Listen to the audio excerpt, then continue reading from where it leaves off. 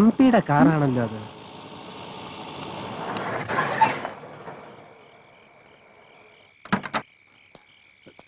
എന്തു പറ്റി sir? റേഡിയേറ്ററിന്റെ pipe പൊട്ടിയെന്നാ തോന്നണേ. തൊട്ടടുത്ത് വർക്ക്ഷോപ്പ് വല്ലതും? അടുത്തെങ്ങുമില്ല, കുറച്ചു ദൂരം പോണം. സാറങ്ങോട്ടാ? ബംഗ്ലാവിലേക്ക്. സാറെന്നാ എന്റെ കാറിൽ പൊക്കോളൂ, ഞാൻ ഈ കാർ ശരിയാക്കി അങ്ങോട്ട് കൊണ്ടുവന്നോളാം. അല്ല, അതിപ്പം ഒരു പ്രശ്നമില്ല സാർ, സാർ കയറിക്കോളൂ, വരൂ. സുഭദ്രെ, സാറിന്റെ കാറ് കേടുവന്നു. രണ്ടുപേരും ഒരുമിച്ചായിരുന്നു. ഞങ്ങളൊരു ചെറിയ ഷോപ്പിങ്ങും കാപ്പൂടിയും ഒക്കെ കഴിഞ്ഞിങ്ങനെ. ഇത് നേരത്തെ പറയാമായിരുന്നില്ലേ? നിങ്ങൾ പൊയ്ക്കോളൂ. അത് സാരമില്ല സാർ.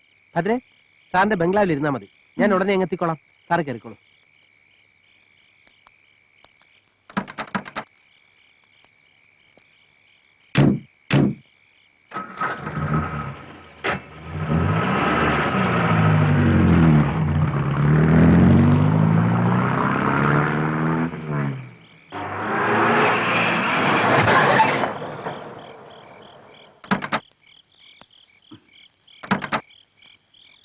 ചാക്കോച്ച, ആ കുട്ടി വിളിച്ചകത്തിരുന്നു. ഓ, വരൂ കുഞ്ഞെ.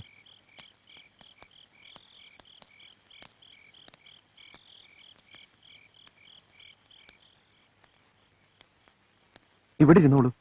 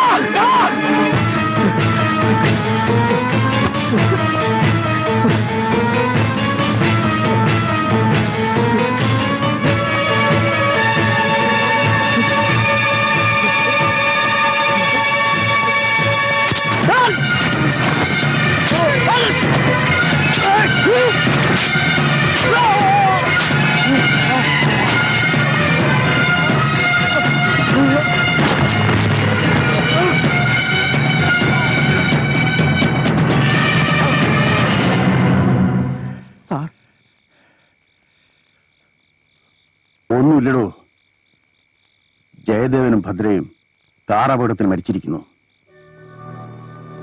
മനസ്സിലായില്ലേ? രണ്ടുപേരും കാറപകടത്തിൽ മരിച്ചിരിക്കുന്നു.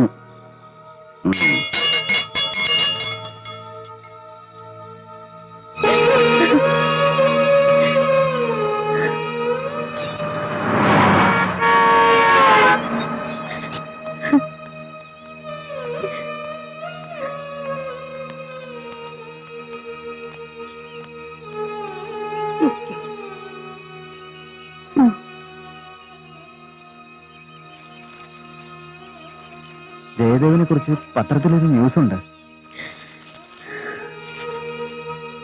ശ്രീ സെബാസ്റ്റ്യൻ ജോസഫ് എംപിയുടെ PA ആയിരിക്കെ കാറപകടത്തിൽ മരിച്ച ജയദേവന്റെ കുടുംബ സഹായ നിധിയിലേക്ക് എംപിയുടെ ഫണ്ടിൽ നിന്നും 1 ലക്ഷം രൂപ അനുവദിച്ചിരിക്കുന്നു.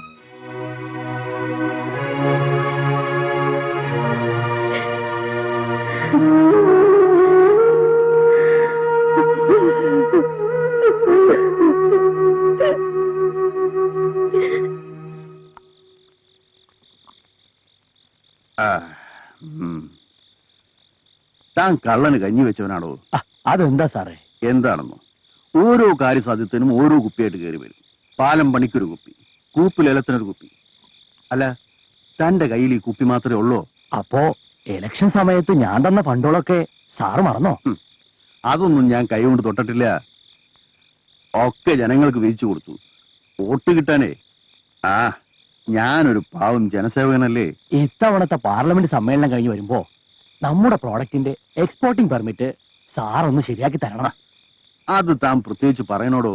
അതിനു വേണ്ടിയല്ലേ പാർലമെന്റ് കൂടുന്നതിന് ഒരാഴ്ച മുമ്പ് നാളെ തന്നെ ഞാൻ പോണത്. എന്നാ കുപ്പി അല്ലാത്തൊരു പാർട്ടി ഞാനിന്ന് അറേഞ്ച് ചെയ്ത് തരും. ഞാനിപ്പോ വരാം.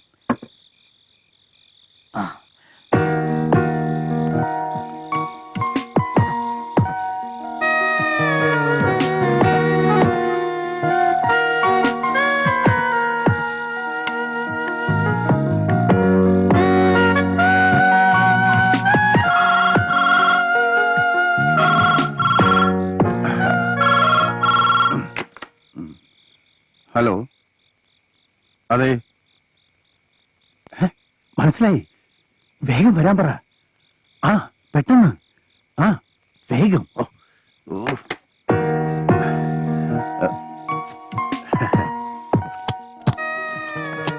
Hello sir. വരൂ, വാ ഇരിക്കേ. സദാനന്ദ മേലാണ് പറഞ്ഞയച്ചിട്ട് വന്നതാ. അറിയാം, എനിക്ക് ഫോൺ ചെയ്തിരുന്നു. സാർ എന്നെ തെറ്റിദ്ധരിക്കരുത്. മുതലാളിയുടെ ഒരു കാര്യമായതുകൊണ്ടാ ഞാനിവിടെ വന്നത്. അതൊക്കെ എനിക്കറിയില്ലേ. വാ.